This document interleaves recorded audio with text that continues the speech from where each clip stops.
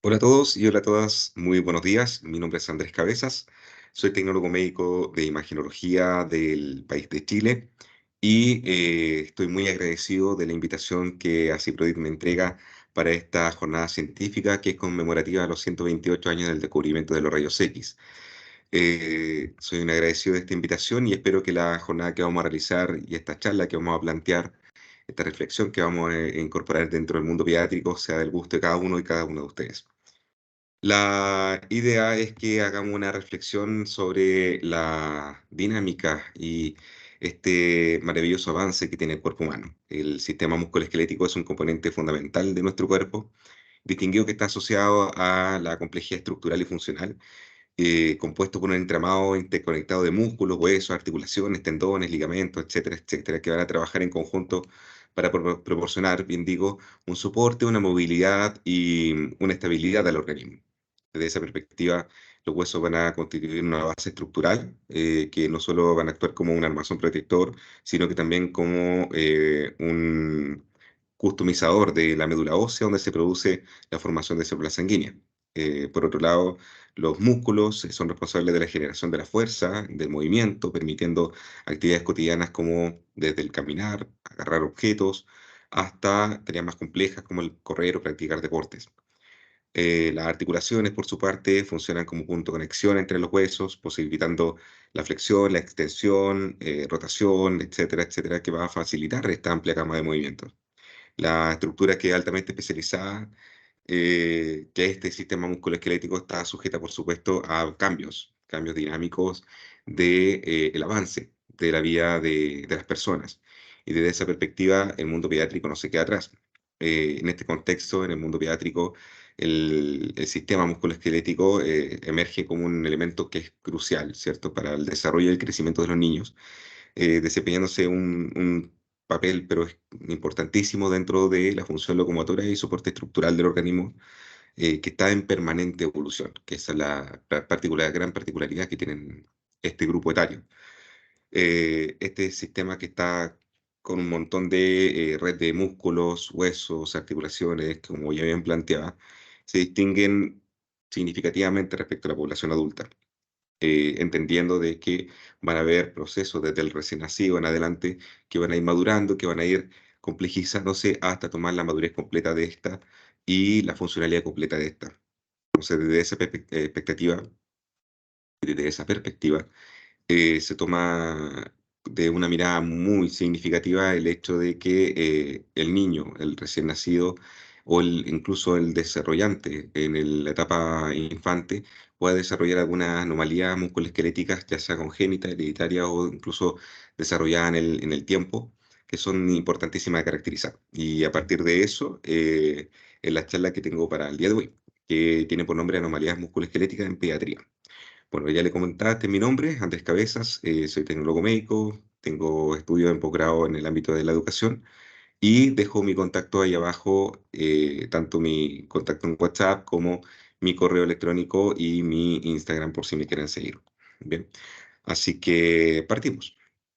Por supuesto, no tengo ningún tipo de conflicto de interés, solamente una pasión por la pediatría, en el entendido de que la pediatría se ha comportado desde dos miradas, un mundo gigantesco por descubrir y que aún no tenemos completo control del abordaje patológico de esta, y porque también termina siendo un área, no quiero decir descuidada, pero sí menos abordada. Requiere una especialización importante de parte de los profesionales de los equipos de salud y muchas veces los centros de atención quedan cortos frente a la atención pediátrica.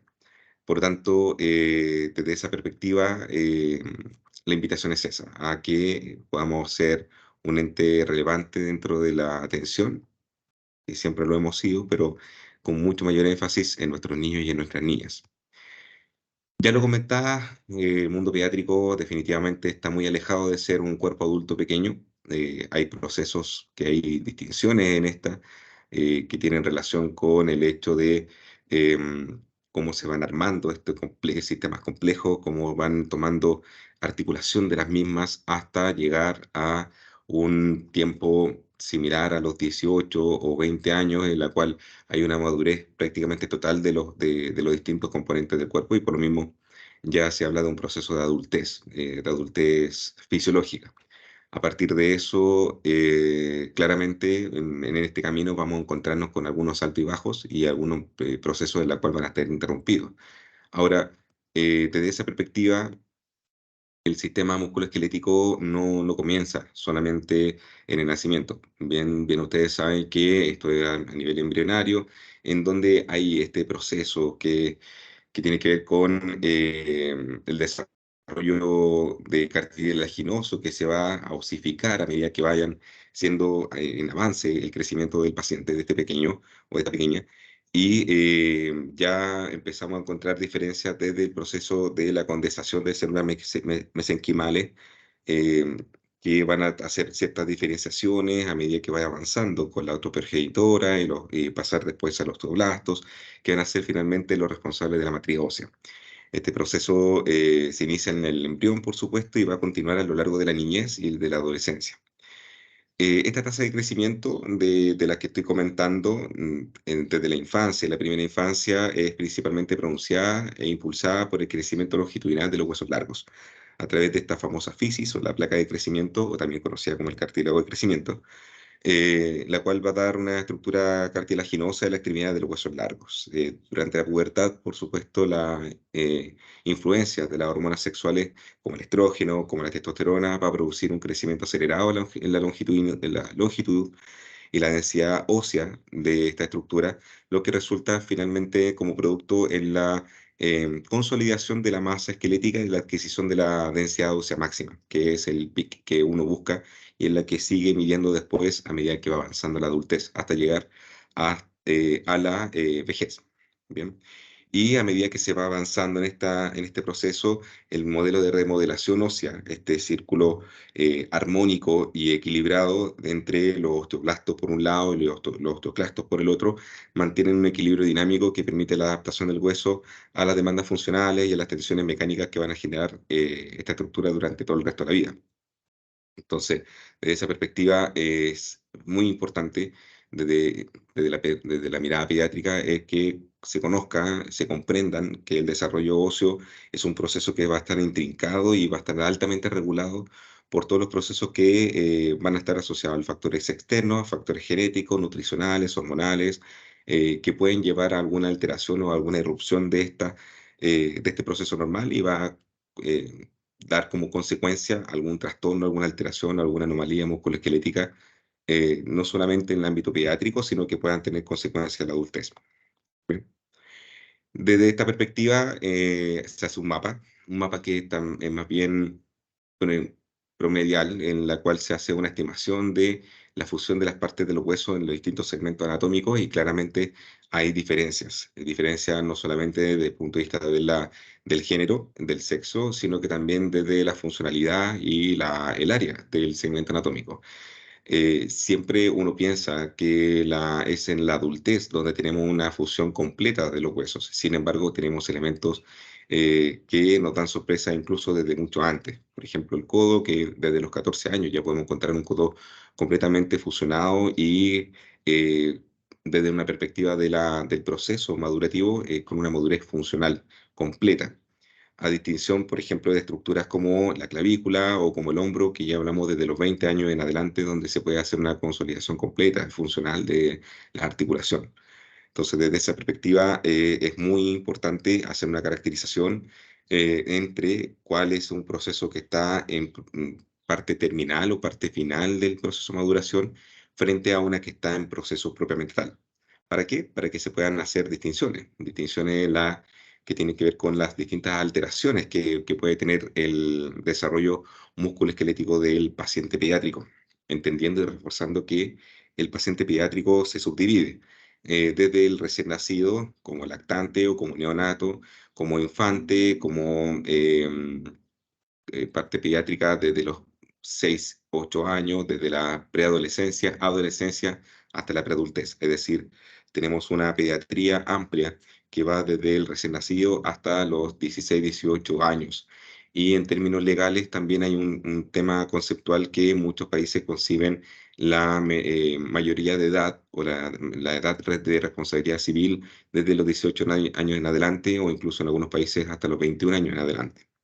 Entonces, desde esa perspectiva es muy importante hacer la segmentación del paciente pediátrico, cuando son características de el paciente lactante, neonato lactante, el paciente infante, el paciente de niñez propia, el paciente preadolescente y el paciente con preadultez.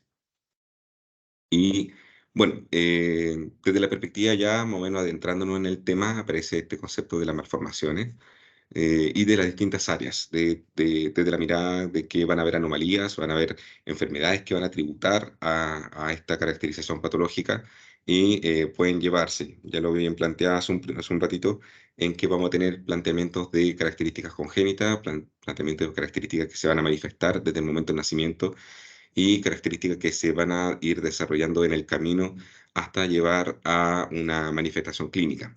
Desde ese punto de vista, las malformaciones congénitas, dentro de este gran grupo de 5 grupos que se abordan, cualquier tipo de anomalía, está las congénitas, como bien planteada, que son anomalías que van a estar presentes desde el nacimiento y pueden afectar a cualquier parte del sistema musculoesquelético, incluyendo columna vertebral, extremidades, superiores e inferiores, articulaciones, músculos, etcétera, etcétera. Desde esta perspectiva, un ejemplo por ejemplo, que es muy característico, es la espina bífida, la displasia cadera, la polidactilia, entre otros.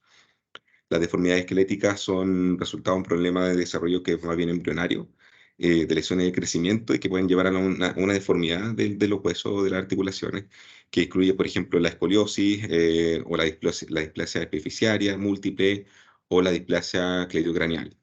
Am, los trastornos de desarrollo muscular más bien afectan al desarrollo y funcionalidad de los mismos músculos, como bien plantea el nombre, como por ejemplo la distrofia muscular, o más bien un grupo de enfermedades que puedan ser de carácter genético que van a debilitar los músculos en el tiempo. Las metabólicas, por otro lado, son algunas condiciones que están pueden desarrollarse como enfermedades que son de otro origen que tenga manifestación esquelética. Por ejemplo, la osteogénesis perfecta, que tiene relación con alteraciones de los genes, y la acondroplasia, que es una forma, más bien una forma de enanismo, que van a terminar con alguna malformación esquelética desde otro punto de vista, de otro origen. Y como un quinto grupo está la artritis y las enfermedades autoinmunitarias, que si bien no son malformaciones congénitas, estas enfermedades van a afectar las articulaciones y los tejidos esqueléticos, llevando como resultante algunas deformidades y algunas discapacidades a futuro. Bien, ahora desde el análisis y desde la presentación de los casos, cabe destacar es difícil, por supuesto, abordar todas las patologías que tengan alguna alteración musculoesquelética en niños. Sin embargo, quise hacer un abordaje un poquito más allá, que tiene que ver con cómo se comporta en Latinoamérica, en definitiva, las alteraciones musculoesqueléticas. Y a partir de eso entrego una especie de top 10, donde se voy a ir abordando las de mayor frecuencia, en definitiva. A pesar, y quiero hacer una distinción acá, a pesar de que son poco frecuentes, es decir, son casos muy bajos dentro de la masividad pediátrica. Sin embargo, en este conjunto de características se tornan las 10 alteraciones más frecuentes que se pueden caracterizar. Bien. Desde el punto del conteo regresivo, el número 10 es la enfermedad de Blount. Este es una afección musculoesquelética poco común, como bien planteaba, se caracteriza por una deformidad progresiva que va a ser asociada en la tibia proximal. Vamos a mostrar el mouse, ahí está, perfecto. En esta tibia proximal que va a ser una curvatura, una deformidad que es progresiva de este segmento que va a mostrar un arqueamiento de la pierna. Su tasa de incidencia se sitúa aproximadamente entre 1 a 2 casos cada 10.000 niños, siendo más común en pacientes que tengan características o ascendencia afroamericana y en niños que tengan mayor peso o edad temprana al caminar. Por lo general se manifiesta entre los 2 a 4 años de edad y son caracterizadas por una marcha asimétrica o una marcha encurvada de la extremidad inferior. Estos pacientes afectados por Blount, bueno, desde el punto de vista de la evaluación, es una apariencia de una forma de luna que tienen las extremidades y se hace una reducción significativa en el espacio que existe entre los tobillos. Desde esa perspectiva, el diagnóstico, por supuesto, que va a tener una caracterización clínica de parte del especialista. Sin embargo, se va a requerir un estudio imagenológico para hacer una caracterización del signo, que tiene que ver con el signo de las piernas arqueadas, y evaluar el compromiso que tenga esta deformidad proximal de la tibia. ¿Para qué? Para que desde esta perspectiva se pueda hacer una descripción del tratamiento efectivo a realizar, que ya sea va a depender, por supuesto, de la gravedad de la manifestación clínica y de la edad del paciente en la cual sea caracterizada la patología, ya que principalmente se pueden contener este tipo de alteraciones desde la perspectiva de la órtesis, manteniendo un control del desarrollo esquelético del niño, ya sea con prótesis, con yeso, con férulas, y en el caso mucho más complejo y en la cual la edad o el proceso degenerativo no acompañe, la cirugía correctiva, que puede ser una osteotomía tibial, que puede permitir una regularización y una recanalización del eje longitudinal de la tibia y permite un desarrollo próspero del paciente. Por supuesto, en este ámbito la caracterización, mientras más temprana, va a tener un mejor resultado. Así que esa es la primera invitación, a que si nosotros vamos a estar visualizando pacientes que van a tener este tipo de caracterización, hacer un llamado y una invitación a que pueda hacer un tratamiento efectivo y lo más pronto posible. Del número 9 pasamos a la osteocondritis secante. Es una afección musculoesquelética que implica una alteración del suministro sanguíneo de la epífisis ósea, lo que va a conducir al desprendimiento de un fragmento del cartílago y del hueso dentro de la misma articulación, esta pequeña muesca que se genera en la imagen. Aunque es relativamente poco común, la tasa de incidencia varía distintas fuentes, distintas regiones geográficas, que está entre 15 a 30 casos por cada 100.000 niños. Bien, y esta patología suele manifestarse más o menos entre los 10 y los 15 años de edad, cuando la epífisis aún está en desarrollo. ¿Cuál es la manifestación clínica que por lo general se asocia? Dolor articular, inflamación, limitación del movimiento, la articulación afectada con mayor frecuencia, aplicada a nivel de la articulación de la rodilla. Sin embargo, también hay antecedentes de osteocontritis disecante a nivel de cadera o incluso a nivel del codo.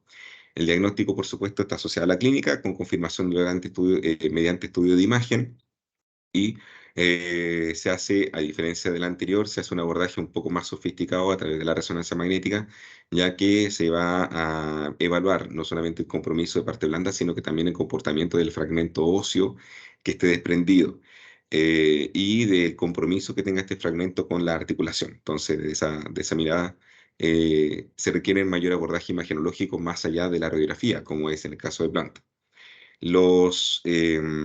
Que va a mostrar la radiografía, por ejemplo, el estudio de esclerosis ósea, el cambio de la morfología articular, que van a ser muy característicos de esta patología. Y el tratamiento, por supuesto, al igual que el anterior, va a tener relación con la manifestación clínica, desde la edad y desde la complejidad del abordaje. Los casos más avanzados pueden llevar al tratamiento quirúrgico. Sin embargo, la fisioterapia y la órtesis terminan siendo respuestas muy amigables y muy llevaderas para este tratamiento.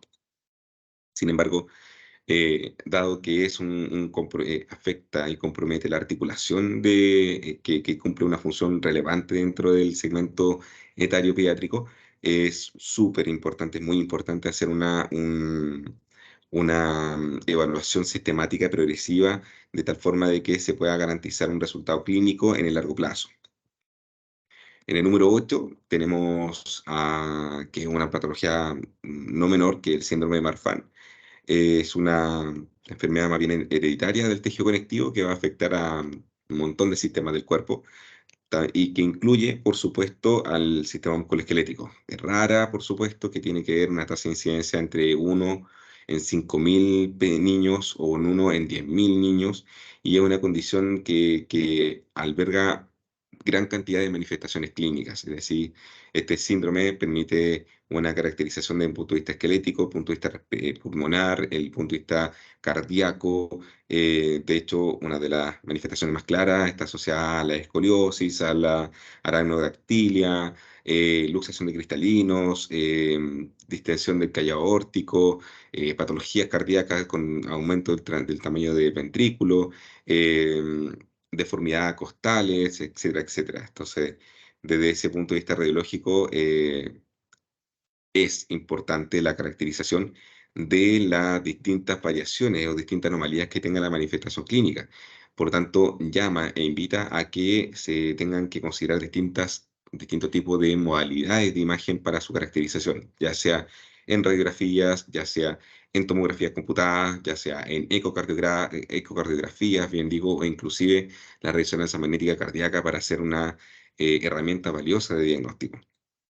Obviamente el tratamiento efectivo del síndrome de Marfan está asociado a una gestión de las manifestaciones clínicas y que busquen reducir los mayores riesgos. En este sentido, el paciente, este tipo de paciente tiene una mayor complicación de la característica cardiovascular, sobre todo con la dilatación aórtica. Por tanto, el tipo de tratamiento va a estar orientado a la disminución de la complejidad de esta. La aracnodactilia finalmente se comporta como un hallazgo. La escoliosis, desde el punto de vista funcional, si es que esta no presenta complicaciones para la funcionalidad del paciente, no requiere mayor complicación. Sin embargo, si es una escoliosis que genera limitancias funcionales o impedimentos para el desarrollo normal del paciente, claramente se tienen que evaluar otras alternativas. Y como al ser un síndrome, esto tiene un abordaje multidisciplinario, por lo tanto, es muy importante hacer una caracterización completa. En ese sentido, somos importantes, somos significativos para esta caracterización. Y desde el punto de vista, sobre todo, de tratar de reducir las afecciones mortales, porque este tipo de patología puede llevar a tener desenlaces fatales y complicados. En el séptimo lugar tenemos a Pertes, la enfermedad de Pertes, que es una necrosis vascular de la cabeza femoral y es caracterizada por ser una patología poco común, pero tiene una tasa de incidencia que está asociado a 1 a 10 casos cada 100.000 niños. Suele manifestarse entre los 4 y los 10 años de edad, siendo más frecuente en niños que en niñas, y la causa exacta hasta la fecha sigue siendo desconocida.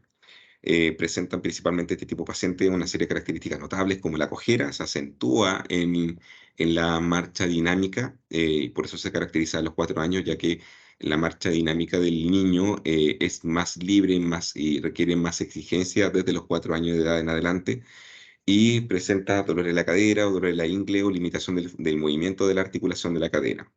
Desde esa perspectiva, por supuesto, el compromiso de necrosía vascular que existe en la cabeza femoral va a ser relevante a la hora de la sintomatología que pueda presentar el paciente. Y se apoya, por supuesto, este tipo de patología se aborda desde la perspectiva clínica, pero también de la caracterización de la imagen con esta pérdida de la parte circular, ¿cierto? De la circunferencia que uno esperaría tener en la cabeza femoral. Desde esa perspectiva hay una asimetría significativa de esta que incluye prácticamente el aplanamiento de la cabeza femoral o llevando hasta el aplanamiento con deformidad hasta la parte de la silueta del cuello femoral. Es decir, tenemos aspectos que pueden ser incipientes hasta desarrollos mucho más significativos de la patología. Desde el punto de vista del tratamiento, requiere un enfoque multidisciplinario y va, al igual que las otras anteriores, dependiendo de la edad y de la complicación de la etapa que tenga esta patología.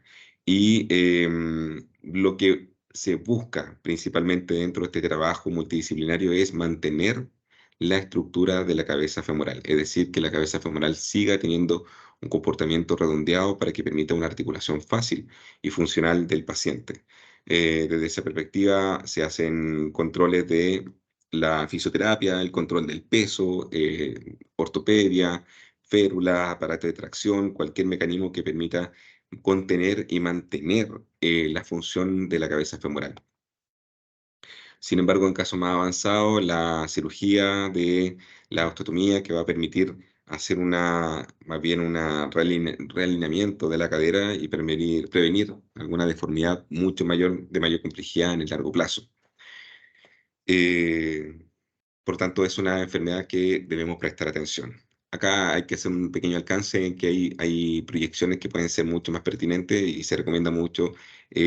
Aparece el Van Rosen, que es una proyección que gusta mucho para este tipo de caracterización, que se complementa, por supuesto, a la pediátrica AP y incluso que puede ser de algún interés de algunos clínicos, la Lowenstein. Entramos a la osteogénesis imperfecta en el número 6, que es una enfermedad genética que es rara también del tejido conectivo, que afecta a todo el complejo ósteo y musculoesquelético del paciente, que está asociado a un caso cada 20.000 o cada 50.000 nacimientos. Eh, es una característica poco frecuente, pero también a la vez se comporta como una patología de significancia alta. Se manifiesta desde la infancia temprana, en algunos casos desde antes del nacimiento se puede caracterizar con fracturas frecuentes, una fragilidad ósea que es significativa y a partir de ese tipo de fracturas una malformación relevante de la pérdida estructural y pérdida armónica de los ejes longitudinales de los huesos largos o de incluso la funcionalidad protectora y funcional de la articulación. Estos pacientes presentan deformidades que son como escoliosis, deformidades de extremidades, me corrijo, y dentro de un punto de vista mucho más complejo, la pérdida del crecimiento de los huesos. La perspectiva radiológica, por supuesto, se basa en las radiografías asociadas en un primer plano y en caso de querer caracterizar alguna posibilidad quirúrgica se tenga que acoplar con dos planos. Sin embargo, lo que va a buscarse dentro de esta radiografía es evaluar principalmente nuevos hallazgos o incluso caracterizaciones previas de las fracturas, dado que estos son pacientes extremadamente frágiles para su contención. En este tipo de pacientes también se acoplan otro tipo de modalidades, por ejemplo, la densitometría ósea, que es muy relevante para la caracterización del comportamiento cálcico de los huesos.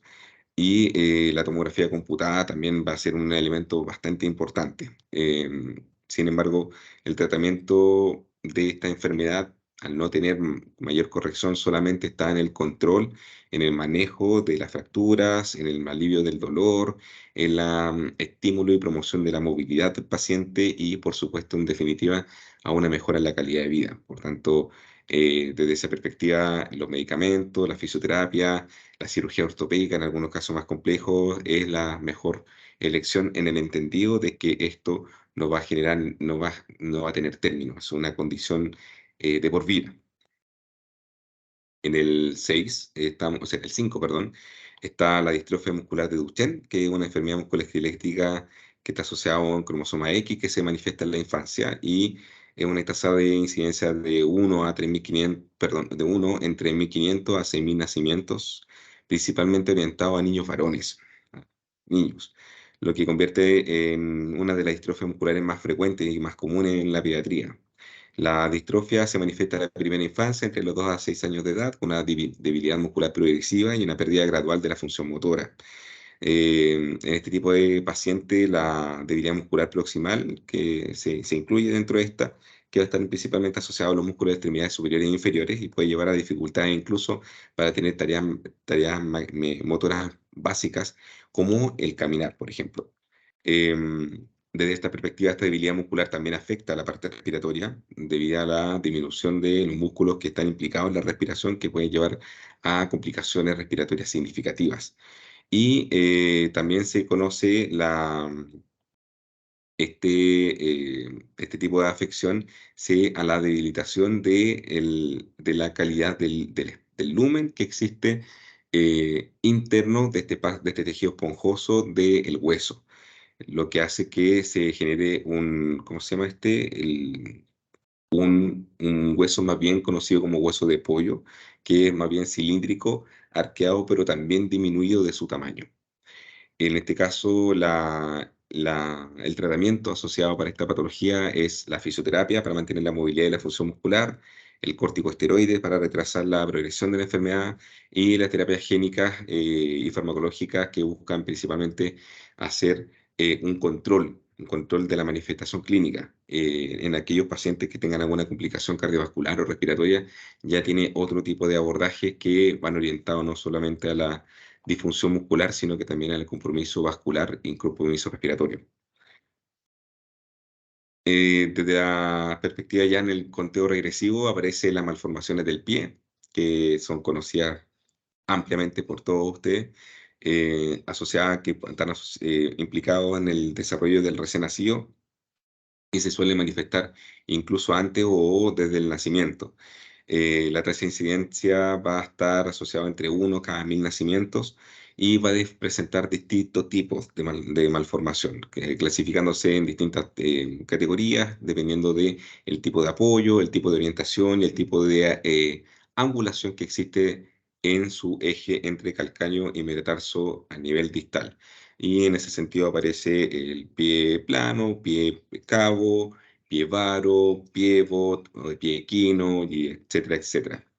Desde esa perspectiva, la caracterización radiológica es crucial en esto, sobre todo con la caracterización radiológica medible, es decir, que se puedan estimar los distintos ángulos de determinación para que el tratamiento sea mucho más efectivo. Y a partir de eso, el tratamiento puede ser de carácter ortopédico, a través de órtesis, férulas o control de yeso, hasta el término de la cirugía para hacer una cirugía correctiva.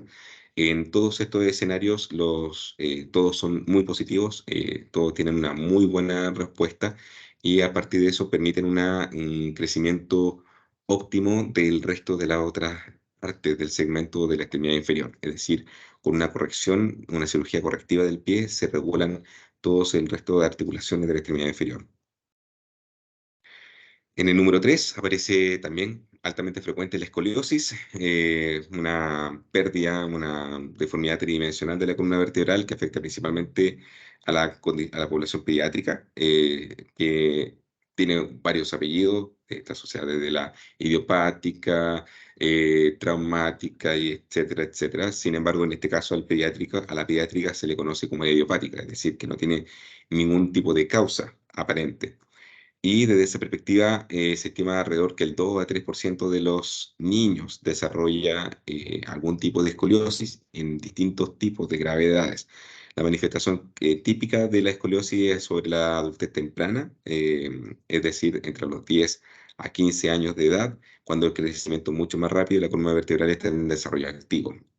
Obviamente la escoliosis, su característica es la curvatura lateral anormal de la columna vertebral, manifestándose en una forma de S o una forma de C, y eventualmente generando una rotación de los cuerpos vertebrales llamándose rotoscoliosis.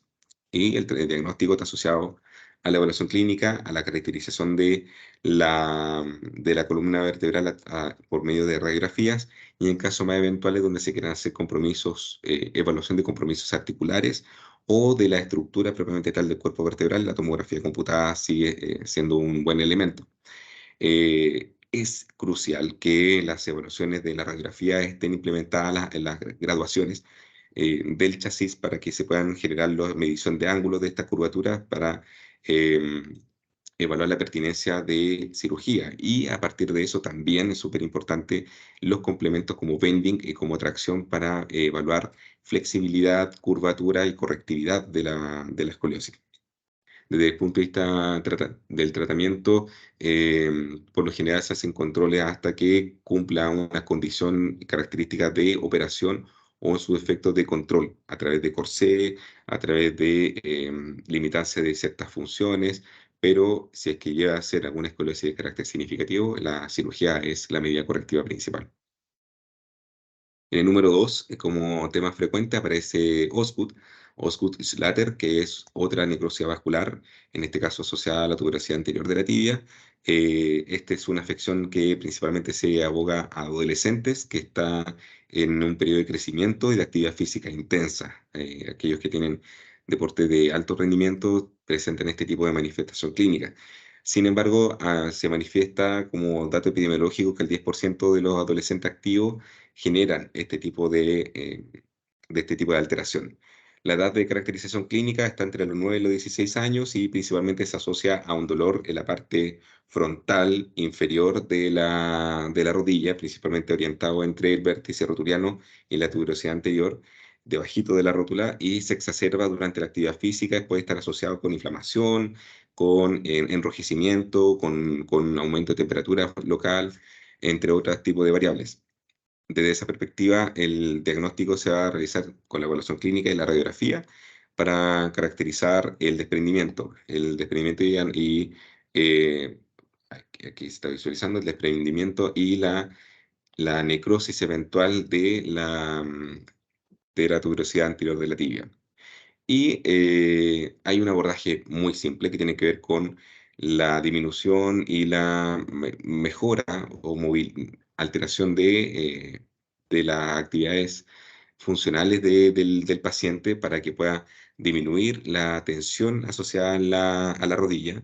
Va a haber una modificación de la actividad física, como también tratamiento antiinflamatorio, uso de hielo, y en el caso más complicado, fisioterapia. Es decir, no es tan requiriente de una cirugía ni es tan complicado como para tener una, un aspecto más complejo de carácter quirúrgico.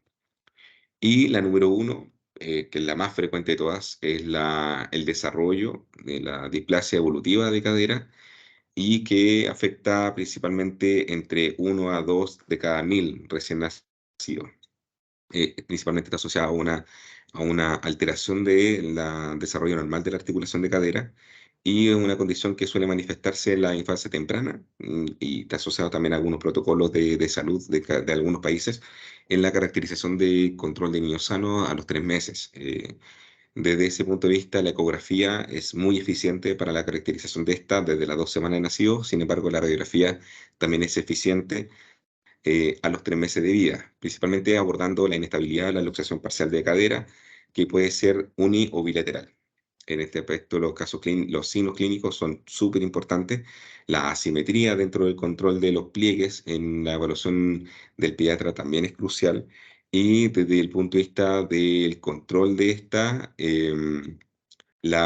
se puede hacer una evaluación desde la madurez del núcleo de osificación, desde la pérdida de este ángulo acetabular que se debe evaluar dentro de la proyección de pelvis pediátrica, ya sea con doble pañal, ya sea con férula o incluso la osteotomía de cadera que hace de manera correctiva en casos mucho más severos. eh, la, la evaluación traumatológica es crucial en esto, por lo tanto, las posiciones de Barlow y las de Ortolani son muy importantes para hacer la distinción sobre si esta caderita está subluxada, luxada o en aspectos normales. El tratamiento es muy efectivo, tiene muy buenas respuestas y en casos mucho más severos también tiene un súper buen pronóstico.